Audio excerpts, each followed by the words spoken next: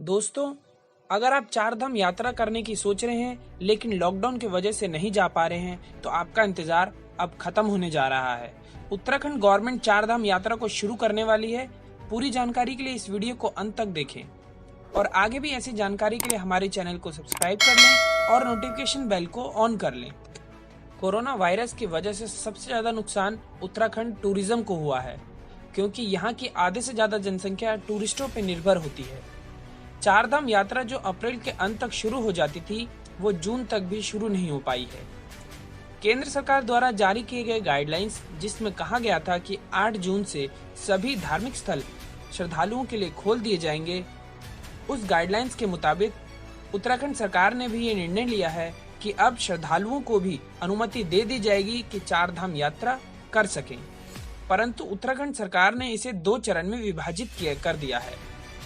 वो 2 चरण क्या हैं, वो भी मैं आपको बताने वाला हूँ। पहले चरण में केंद्र सरकार के गाइडलाइंस के मुताबिक उत्तराखंड सरकार ने चार धाम यात्रा शुरू करने का निश्चय कर लिया है और 8 जून से चार धाम यात्रा, जिसमें केदारनाथ, बद्रीनाथ, गंगोत्री और यमुनोत्री आते हैं, उसे शुरू करने की प्रक्रिया में सरकार लग गई है और इस दौरान सरकार सीमित संख्या में यात्रा शुरू करने वाली है। पहले चरण में उत्तराखंड निवासियों को ही चार धाम यात्रा करने का मौका मिलेगा। दूसरे चरण में दूसरे राज्यों के निवासियों को भी यात्रा करने की अनुमति दे दी जाएगी।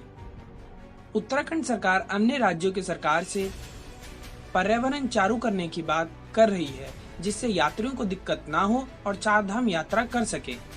सभी राज्यों की आपसी मंजूरी के बाद ही अन्य राज्यों के निवासियों के लिए चार धाम यात्रा शुरू की जाएगी।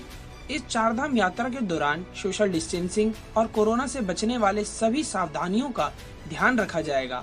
चार धाम यात्रा से जुड़ी कोई भी जानकारी के लिए हमारे चैनल को सब्सक्राइब कर लें और नोटिफिकेशन बेल को ऑन कर लें। धन्यवाद।